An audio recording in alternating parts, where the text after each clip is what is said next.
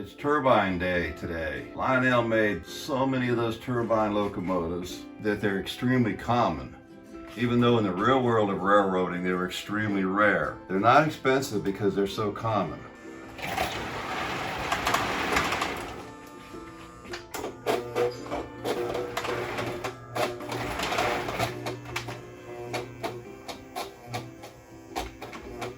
Baby's acting sluggish all of a sudden. Of course, it ran perfectly a few minutes ago.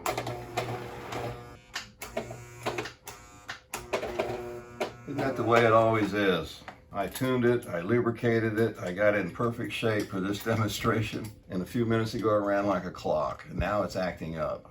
Maybe the commutator's dirty. I didn't get to the commutator. Speaking of the commutator, this is a 671 turbine. And what I like about this one is the fact that it has a red brush cover. Most of them are black. There's a few that had red brush covers. It says Lionel Atomic in there, and I just think it's unique because of that.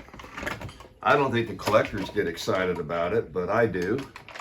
I'm so happy to get this so many years ago. Well, it still doesn't want to run. They usually run great. They're great running locomotives. Here's another 671 with a black brush cover. It says Lionel inside. The red one, Lionel Atomic inside. Why they said Atomic, I don't know. Now this engine sat on a shelf for a long time. I don't know if it's going to run. I didn't test it. How about that? It's going to run.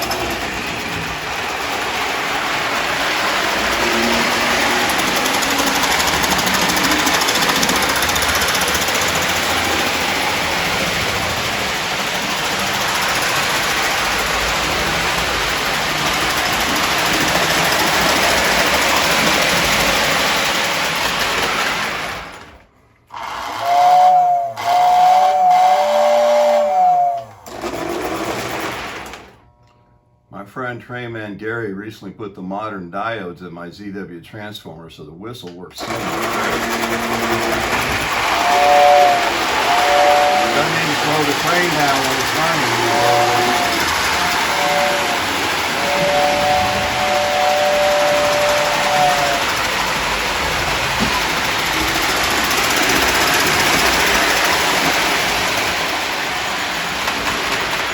They have the 671s, which is what I have. I think they made a 681 and a 2020. The 2020 being the 027 version, but I think the only difference is the number. They also made a 682, which is the rare one, which I'll show you in a minute. One day I got a phone call from a friend named Fred. I've known Fred for a long, long time, and he said that he wanted me to come look at his childhood Lionel Train Set, which had been stored for many, many years and was very rusted and damaged.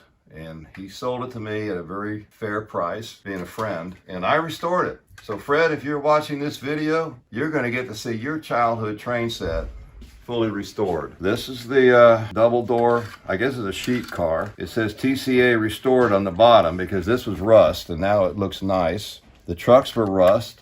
No rust on them now. All painted with Rust-Oleum rust reformer. And the yellow paint that Lionel has, there's a Rust-Oleum yellow that very closely matches. So like if you have the doors and they're the wrong color, you can fix that with that Rust-Oleum spray paint, which comes in a rattle can. Now this is a big set he had. And like I said, it was all in bad shape. This being the operating box car. Once again, the TCA restored label is on it because all this was rust. I don't have the plunger for it. I haven't gotten around to fixing that part, but I did replace the missing man. I did paint the roof black. It's not supposed to be black, but the roof was so damaged that that's how I did it. I think it looks better than new. I just have to get this part to activate the little man that opens the door. Now we have the Minneapolis and St. Louis. Same story, with solid rust underneath. And I had to paint the roof, and of course the door slides and all these things on these cars had to be addressed because they're all metal and they rust too. Florida's humid climate can be very rough on old toy trains, but with a little effort and a little thoughtfulness, you can do a lot to bring them back. Here's the operating barrel car. And of course, I had to replace the man. It was all rusty, not anymore. And this is supposed to be yellow, but I decided, what the heck, it's restored, I'll paint it black. I think it looks better black. So I chose to make it black. And by the way, when you restore these things, you really have to disassemble them and then put them all back together again. Here's the restored flat car. I like this flat car because it has the metal weights at each end, which had to be repainted and restored. They were rusted. Stakes had to be refound and replaced. But because of those metal weights, it's a very nice, heavy, flat car. And they're kind of hard to find. Most of them don't have those weights. But if you can find them, I recommend you get them. This is the tender that came with the turbine. You can see rust on the truck. I didn't address that. I decided it was good enough. Here we have the Pennsylvania caboose. It was rusted, restored, roof painted black. I like that dull rust reformer black paint, and I use it a lot. Doesn't have any sheen to it, and I think the lack of the sheen helps cover up defects like scratches and gouges in the plastic. This one says New York Zone on it. Some of them say something else. I like it for that reason. I think they say Eastern Division or something, I don't remember now. If you have one, look at it, see what it says. Well, we're still working on Fred's train layout and train set. Obviously, it took me a long time to restore this because there's so much to it. It was a very large set he had. Trucks are restored on this one. They were rusted, all the metal parts I addressed. Rock Island, Route of the Rockets. I like this box car. I think I resprayed the roof silver. Can't remember for sure now. And of course the bottom is repainted, all the rust removed, and the door rails fixed. You can tell by looking at it closely, it's been resprayed silver. So obviously I did that. We're okay.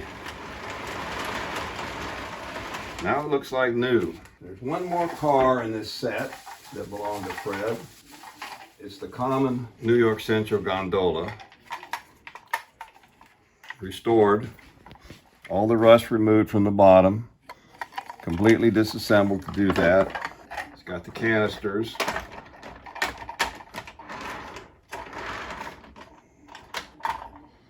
We put the tender on, the Pennsylvania. That's a water scoop so they could take on water on the fly. This water scoop's a little damaged, but so what, you know. I could buy the part if I wanted to, I guess, but I don't think it's bad enough to worry about it. Now this is a heavy train. I hope this locomotive can pull it. Now in the world of Lionel post-war turbines, this is the one that's hard to find because it has the oiler motion on it. That's the oiler. And that appears on both sides. Now, this thing was completely frozen and rusted. The wheels wouldn't turn. When I removed this screw on both sides, the shank broke off in the wheel. These came out. Problem is, these wheels are common, easy to replace. But on the 682 turbine, the front wheels are unique because of the monkey motion, or the oiler, whatever you want to call it. So I had to drill and tap and got very frustrated, but in the long run, I succeeded. I had to repaint this completely, and then I had a hard time with my old age shaky hands putting the white stripe back on. I had to re-decal the front here with the Pennsy decal. Now this has been stored for a while. I hope it'll run today. It ran fine when I put it away for storage, but I think it looks almost as good as new. I never had a 682. Let me tell you, hours and hours and hours and hours of labor went into this train set to salvage it. But now, it should last for another 50 to 100 years. No reason why it shouldn't. We'll see how it goes, if it goes. How about that? It wants to run. That whistle goes well with these new diodes.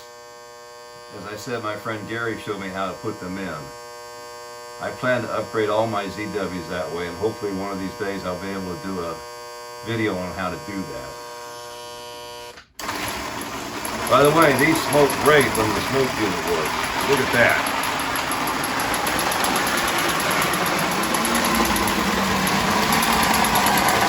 We're going to be slipping a little bit because that big train loader is full.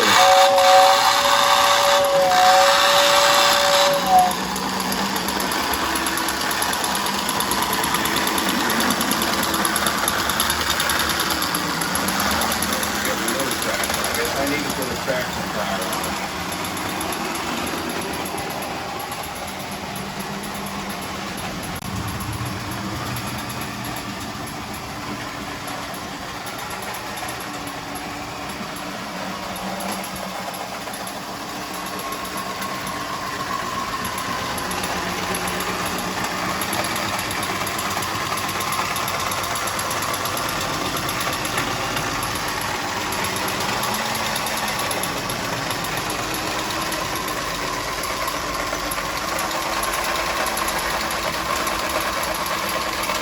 Well, I guess we're not going anywhere right now. It's spinning wheels.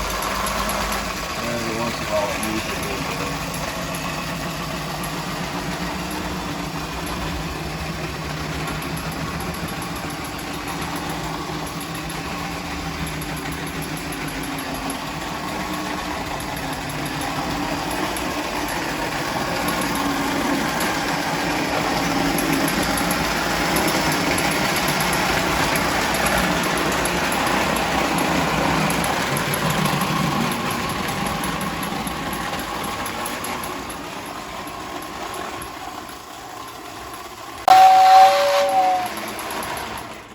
Incidentally, I think I will put some traction tires on it. I don't know if it has magnet traction. I forgot to test for that. I think it does, but traction tires would definitely be a plus. And I really like this turbine. Thank you, Fred. It was worth every minute and every second of the hours I put into it. And I very much enjoy bringing these old trains back to life. And I'm very glad I was able to do this with my friend Fred's Train. Everybody out there that loves Lionel Train should look for these turbines, especially the 682 with the oiler motion on the side. Well, that wraps up my demonstration of turbines. Remember the red top brush cover Lionel Atomic thing, the regular black one, and this is the 682, which just has the regular black one. This one says Lionel on it down at the bottom. It's different from the other one. This is a later version. The brush holders are different too. Well, what came out of storage is a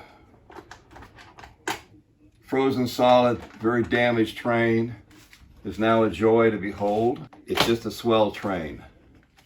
Thanks, Fred. And thanks to all of you who watched this video. I think it's good for all of us to share our hobby in this way. Let me mention a few channels that are out there. Nathan 5 Chime, Nathan 5 Chime, did a great job showing how to rebuild a smoke unit in a William Crookes Marks engine. Wally Werner, Mr. James Conductor, Gary's Trains in the Basement, G-Man's My World 67, and Benz Trains, B-E-N-Z Trains, T-R-A-I-N-Z, I think. Check them all out. Great channels, you'll learn a lot, especially if you like to restore the junkers, which is what I like to do. It brings me back to my childhood when I put together those Monogram and Railz plastic kits. To me, junk trains are nothing more than plastic kits, metal kits, and erector sets ready to be reassembled and restored and saved for the future. Over and out.